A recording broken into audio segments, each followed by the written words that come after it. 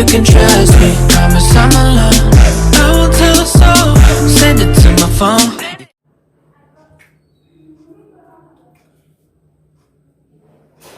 Good morning friends. जो मैंने previous class में क्लास 9 को पढ़ाया था, एक्सेलरेशन तक तो मैंने पढ़ा दिया था। आज जो हम है वो एक्सेलरेशन से आगे का कंटिन्यू करते हैं कि एक्सेलरेशन से आगे हमको पढ़ना क्या क्या है, उसको समझेंगे कैसे कैसे क्या है और उसको अप्लाई कैसे करते हैं डे टू डे लाइफ पे, वो समझने का कोशिश करेंगे। क्या है, कैसे है, उसको हम लोग प्रैक्टिकली कैसे अपने खुद पे अप्लाई कर सकते हैं। तो इंटरेस्टिंग वे में आज इसको पढ़ने का कोशिश करते हैं क्या है ये। तो जब एक्सेलरेशन मैंने आपको पढ़ाया था तो एक्सेलरेशन में मैंने आपको क्या बताया था, change in velocity per unit time is called acceleration, ये बताया था ना। यानी उसको एक बार हम लोग रिकॉल कर लेते हैं। यानी acceleration is denoted by what, A. तो A equal to change in velocity, it means final velocity minus initial velocity. तो that is the changing of velocity. तो फाइनल वेलोसिटी को मैंने क्या एज्यूम किया था, बी। इनिशियल वेलोसिटी क्या होगा, u, तो v माइनस यू। किसके रेस्पेक्ट में चेंज हो रहा था, टाइम के रेस्पेक्ट में, तो t, यही था ना। यानी a equal to v minus you by T, change in velocity by time, that is acceleration. इसी में एक दूसरा पार्ट आएगा, एक्सेलरेशन क्या है। तो acceleration is the positive part, यानी ये हमेशा पॉजिटिव रहेगा, ये निगेटिव नहीं जा सकता, ये हमेशा पॉजिटिव रहेगा। एक्सेलरेशन जो होगा वो हमेशा पॉजिटिव रहेगा। लेकिन एक्सेलरेशन का ही एक छोटा भाई बोल दीजिए, उसका पार्ट बोल दीजिए या कुछ भी, वो रिटार्डेशन होता है, या उसको दूसरा नाम उसका ये भी होता है निगेटिव एक्सेलरेशन। यानी एक्सेलरेशन जो कि निगेटिव हो, जिसका वैल्यू निगेटिव हो, उसको हम लोग क्या बोलेंगे, रिटार्डेशन, है ना। जो एक्सेलरेशन निगेटिव वैल्यू हम लोग को देता हो वो क्या होता है, रिटार्डेशन होता है। यानी an acceleration whose value is in negative form, that is retardation. Formula will be same, but it shows the negative value. That's why we can confirm that, oh, it is not acceleration, rather it is what, retardation. अब इसी को topic को आगे बढ़ाएंगे तो क्या क्या उसमें समझ में आएगा। जैसे मैंने वेलोसिटी पढ़ाया था तो यूनिफॉर्म वेलोसिटी भी पढ़ाया था, तो सेम इसमें भी वही होगा कि जब मैं एक्सेलरेशन बताऊंगा तो इसमें भी यूनिफॉर्म एक्सेलरेशन क्या होता है, नॉन यूनिफॉर्म एक्सेलरेशन क्या होता है, और भी जो जो टॉपिक आएगा वो इसमें हम कैरी ऑन फॉरवर्ड करेंगे इसमें। तो सबसे पहला जो इसमें टॉपिक आएगा वो टॉपिक क्या है इसमें कि यूनिफॉर्म एक्सेलरेशन क्या होता है। तो यूनिफॉर्म एक्सेलरेशन को भी समझने के लिए इक्वल इंटरवल ऑफ टाइम में कोई भी object in straight line equal अपने जो वेलोसिटी है वो इक्वली अपने आप को इंक्रीज करते रहता हो टाइम के रेस्पेक्ट में, दैट इज क्या हो जाएगा, एक्सेलरेशन हो जाएगा। और एक्सेलरेशन में भी कौन सा, यूनिफॉर्म एक्सेलरेशन हो जाएगा। जस्ट इसका अपोजिट अगर करेंगे तो नॉन यूनिफॉर्म एक्सेलरेशन हो जाएगा। नॉन यूनिफॉर्म एक्सेलरेशन क्या हो जाएगा कि टाइम इंटरवल तो वही रहेगा, लेकिन जो उसका वेलोसिटी का इंक्रीजमेंट होगा वो हो सकता है वो इक्वल इंटरवल ऑफ टाइम में उतना अपने आप को, उस स्पीड को, उस वेलोसिटी को मेंटेन नहीं कर पा रहा हो, तो वो क्या होगा, नॉन यूनिफॉर्म एक्सेलरेशन में चला जाएगा। तो यही इसमें समझना है। अब इसको अगर ग्राफ के थ्रू समझना हो तो यूनिफॉर्म एक्सेलरेशन को समझने के लिए क्या करेंगे, इसका जो ग्राफ कंडक्ट होगा वो वेलोसिटी और टाइम के रेस्पेक्ट में कंडक्ट होगा। यानी अगर इधर हम इसको टाइम में एज्यूम कर लें और इधर अगर ये वेलोसिटी है तो उसका जो रीजन होगा वो ओरिजिन से स्ट्रेट लाइन कैरी फॉरवर्ड करेगा। क्यों, क्योंकि टाइम के रेस्पेक्ट में वो इक्वल वेलोसिटी से वो क्या कर रहा था, अपने आप को कैरी फॉरवर्ड कर रहा था। यानी इस टाइप से वो हमेशा स्ट्रेट लाइन फॉलो करेगा। यानी ये जो ग्राफ होगा वो किसका हो जाएगा, वेलोसिटी टाइम ग्राफ, यानी यूनिफॉर्म एक्सेलरेशन का। बट अगर दूसरी तरफ इसको अगर हम देखेंगे तो वो क्या है, नॉन यूनिफॉर्म अगर एक्सेलरेशन तो होगा तो यही, नॉन यूनिफॉर्म एक्सेलरेशन में होगा ऐसा ही। लेकिन जो ग्राफ का कंस्ट्रक्शन होगा वो क्या होगा, क्योंकि यहाँ पे टाइम तो इक्वल था लेकिन वेलोसिटी का जो इंक्रीजमेंट और डिक्रीजमेंट जो भी हो रहा हो वो तो एक जैसा नहीं हो रहा था ना, वो तो बार बार चेंज हो रहा था। तो अगर चेंज होगा ना तो उसका ग्राफ कैसे बनेगा, वो ग्राफ ऐसा हो जाएगा, यानी वो कर्व लाइन बनाएगा। तो इस टाइप से हम लोग नॉन यूनिफॉर्म एक्सेलरेशन का ग्राफ बनाते हैं। तो इधर टाइम और इधर जो होगा वो क्या हो जाएगा, वेलोसिटी हो जाएगा। तो ये था नॉन यूनिफॉर्म। लेकिन अब हमको ये समझना है कि क्या इसको डे टू डे लाइफ में हम लोग देखते हैं या नहीं देखते हैं। तो जी हाँ, इसको हम लोग देखते हैं। सपोज मान लीजिए कोई इंसान कार में, बाइक में, कहीं पे भी अगर बैठा हुआ है, अब सपोज मान लीजिए वो कहीं पे जा रहा हो तो 60 किलोमीटर पर स्पीड से वो जा रहा है। फिर एट ए टाइम क्या किया, वो अपना स्पीड को किसी भी टाइम ड्यूरेशन में, एक लिमिटेड टाइम ड्यूरेशन में इतना 60 से तो वो 870 पे चला गया। फिर नेक्स्ट टाइम ड्यूरेशन में वो 70 से 80 चला गया। तो एक फिक्स टाइम इंटरवल में फिक्स अपने आप जो उसका स्पीड हो या वेलोसिटी हो वो क्या कर रहा हो, वो इंक्रीज कर रहा हो। तो ये तो यूनिफॉर्म हो गया। अब सेम कंडीशन में क्या करते हैं कि एक इंसान कहीं जा रहा हो, रास्ते में उसको हैवी ट्रैफिक मिल गया, तो शुरू में उसका स्पीड कुछ होगा, फिर आगे जाएगा तो उसका स्पीड बढ़ेगा घटेगा बढ़ेगा घटेगा, यानी बार बार वो क्या होते रहेगा, चेंज होते रहेगा। तो वो जो कि जिस कैटेगरी में जाएगा वो क्या हो जाएगा, नॉन यूनिफॉर्म एक्सेलरेशन में चला जाएगा। तो ये था इसमें 2 पॉइंट समझने का। ग्राफ मैंने आपको बना के दिखाई दिया, रिटार्डेशन मैंने आपको बता ही दिया। अब जो है इसमें, अब जो मेन जो समझना है वो है इक्वेशन के बारे में। किसका इक्वेशन है, तो इक्वेशन जो होगा इसमें मोशन से रिलेटेड इक्वेशन अब हमको आप लोगों को समझना है। मोशन से रिलेटेड अब इक्वेशन क्यों समझना है, तो डे टू डे लाइफ में जो भी एक्शन रिएक्शन जो भी हम लोग देखते हैं, स्पीड, वेलोसिटी, जितने भी टर्म्स हम लोग देखते हैं, तो उसको हम लोग डे टू डे लाइफ में अप्लाई कैसे करेंगे, उसको समझने के लिए हम लोग मोशन के जो भी ये इक्वेशंस दिए गए हैं उसको समझना जरूरी है। तो मोशन से रिगार्डिंग 3 इक्वेशन हम लोग को दिया गया है ना। मोशन से रिलेटेड 3 इक्वेशन हम लोग को दिया गया है। उसमें जो पहला इक्वेशन आता है वो क्या है, v equal to you plus A T. जो फर्स्ट इक्वेशन है वो क्या है, v equal to you plus A T. अब हमको ये देखना है कि इसको हम लोग प्रूव कैसे कर सकते हैं, इसको हम लोग आगे कैरी फॉरवर्ड कैसे करते हैं, क्या है, कहाँ पे अप्लाई करते हैं, ये सब आज अभी देखेंगे। पहले हम इसको प्रूव करके आपको बताते हैं। जब मैंने आपको पढ़ाया था एक्सेलरेशन, तो एक्सेलरेशन में मैंने आपको क्या बताया था कि change in velocity per unit time. हमको अल्टीमेटली लाना ये है, ठीक ना, मेरा मेन पर्पस लाना ये है। लेकिन ये आया कहां से वो देख लेते हैं। तो एक्सेलरेशन में मैंने आपको क्या बताया था, change in velocity per unit time. तो देखिए a इक्वल टू मैंने बताया था change in velocity v minus you by T. Just अभी मैंने बता दिया था आपको, जहां ये v क्या है, फाइनल वेलोसिटी, u क्या है, इनिशियल वेलोसिटी, t क्या है, टाइम पीरियड, और a क्या है, एक्सेलरेशन। तो a equal to v minus you by T. अब क्या करते हैं इसी को, अब ये यहाँ पे t जो है ये डिवीजन में है, अब इधर आके क्या हो जाएगा, इसके साथ मल्टीप्लाई। तो a into T equal to V minus U हो सकता है या नहीं हो सकता, ऑटोमेटिकली हो सकता है। तो A T equal to V minus U. अब देखिए यहाँ u जो है नेगेटिव फॉर्मेट में है ना, अब इसको उठा के हम लोग इधर ले आते हैं, तो क्या हो जाएगा, ए टी माइनस तो आके प्लस u इक्वल टू क्या हो गया, v हो गया, यानी v equal to A T plus U. अब प्लस में है तो इसको रीअरेंज किया जा सकता है या नहीं, ऑटोमेटिक है किया जा सकता। तो v को हम लोग लिख लेते हैं इक्वल टू u प्लस क्या था, ए टी। अब बताइए यही फॉर्मूला यहाँ लिखा हुआ है ना, v equal to you plus A T, v equal to you plus A T. यानी पहला जो फॉर्मूला है वो क्या है, v equal to you plus A T. उसको प्रूव कैसे करेंगे, तो इस टाइप से हम उसको प्रूव कर सकते हैं। अब इसका यूज कहां पे, क्वेश्चन ये है कि इसको यूज कैसे करेंगे। तो इसमें जनरली क्या है कि कोई भी बॉडी जो हो कितने वेलोसिटी एक्वायर कर रहा है टाइम के इंटरवल में, तो उसके रिगार्डिंग इस क्वेश्चन को वहां पे यूज किया जा सकता है। या दूसरे में इजी वे में समझना हो तो सपोज मान लीजिए किसी भी ऑब्जेक्ट का फाइनल मोमेंट वेलोसिटी निकालना हो या फिर टाइम निकालना हो, बाकी ये सब जो टर्म्स दिए हुए वो दिया हुआ हो, तो उसका टाइम भी निकल सकता है यहाँ से।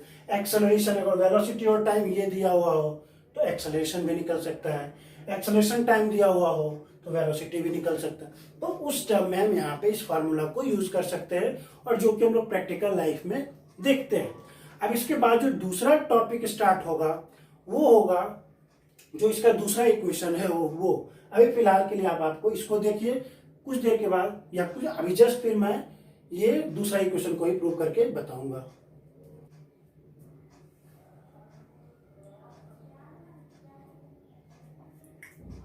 अब इसका जो दूसरा इक्वेशन है मोशन से रिगार्डिंग, वो क्या है वो देख लेते हैं।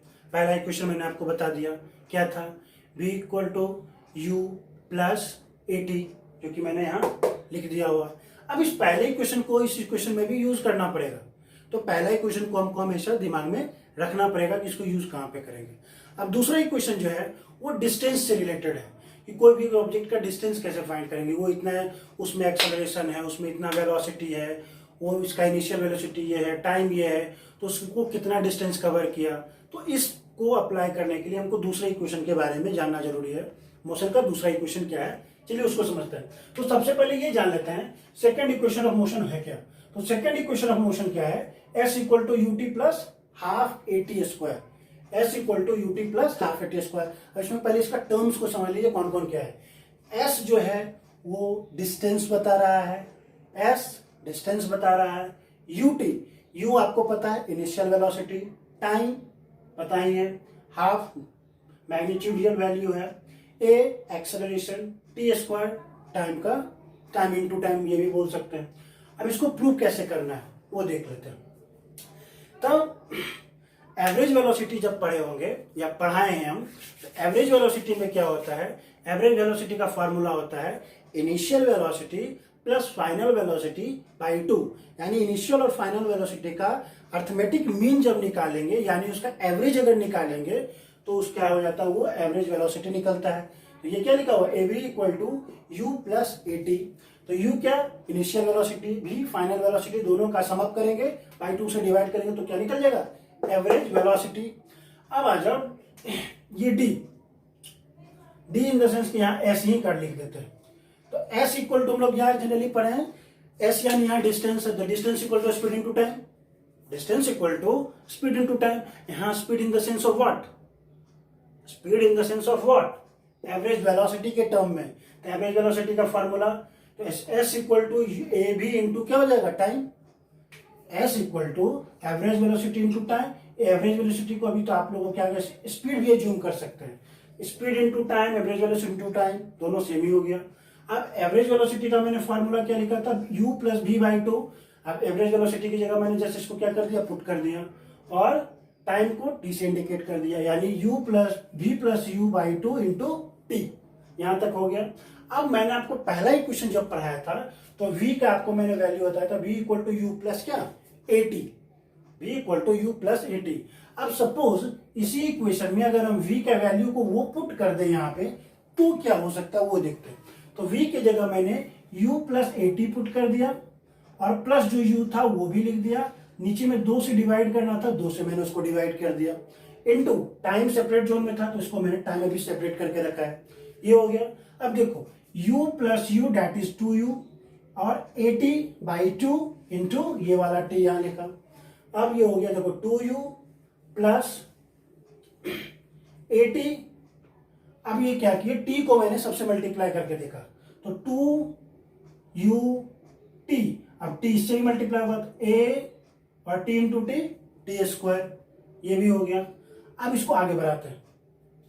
अब ये 2 को इससे भी डिवाइड कर देंगे, इस 2 को इससे भी डिवाइड कर लेंगे, तो यहाँ पे देखिए 280 2ut लिख दिए बाई 2 और 80 स्क्वायर बाई 2, ठीक है।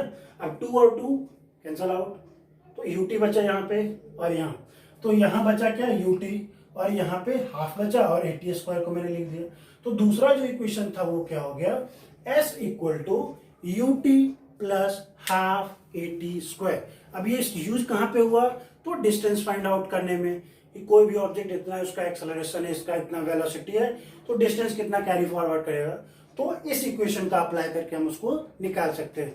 अब इसके बाद जो आएगा वो थर्ड इक्वेशन आएगा, पहले आप इसको नोट डाउन कीजिए, उसके बाद मैं थर्ड इक्वेशन भी आपको बताता हूं।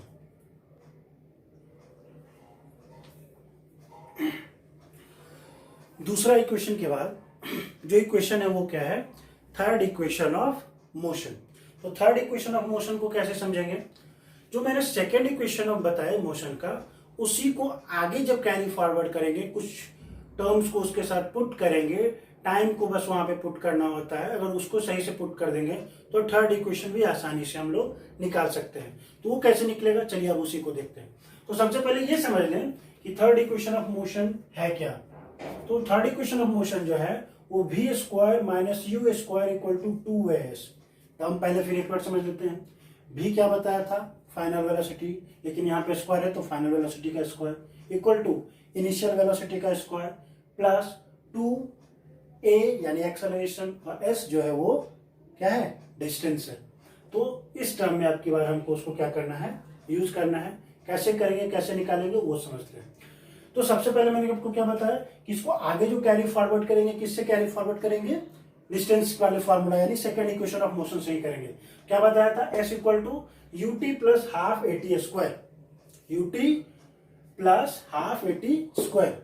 अब यहाँ पे हमको कुछ करना नहीं है, समझना है बस। क्या था यहाँ पे, जो सेकेंड इक्वेशन ऑफ मोशन था उसमें हमको बस उसका जो टाइम वाला पोर्शन है उसको रिलीज करना है, उसको जगह पे दूसरा टर्म उसको जगह पे सब्स्टिट्यूट करेंगे।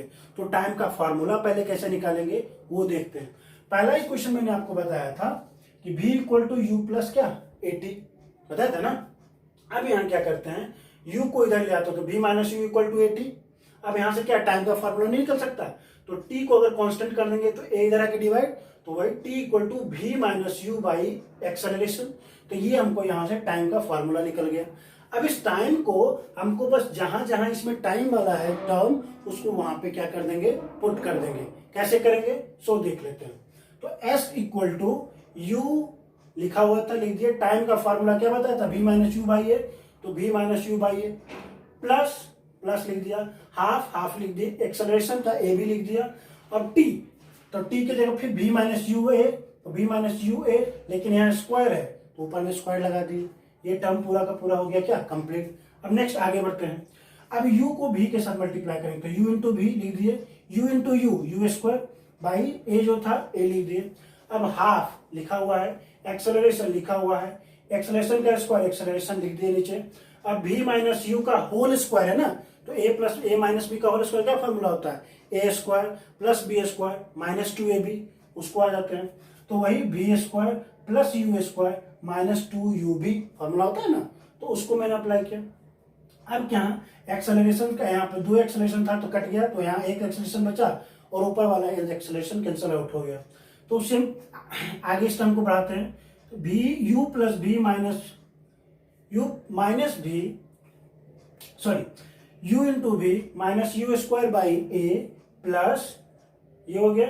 अब जो टर्म बचा हुआ उसको यहाँ पे लिख दिए, तो क्या बचा था इधर, v square plus u square minus 2u v, और नीचे 2 इंटू ए। अब क्या करेंगे, इस पूरे टर्म का हम लोग एलसीएम लेंगे। तो एक्सेलरेशन और प्लस यहाँ 2 एक्सेलरेशन 2a है, तो दोनों का अगर एलसीएम लेंगे तो कितना आ जाएगा, 2 एक्सेलरेशन आ जाएगा। जब ये आएगा तो 2 जो है इसके साथ आके मल्टीप्लाई हो जाएगा, 2 into u v minus 2u square लिख दिए। बाकी इधर तो एक्सेलरेशन सेम था ही, तो यही रहेगा। तो v square you square minus 2u v। अब आगे देखते हैं इसको कैसे कैसे इक्वेट कर सकते हैं।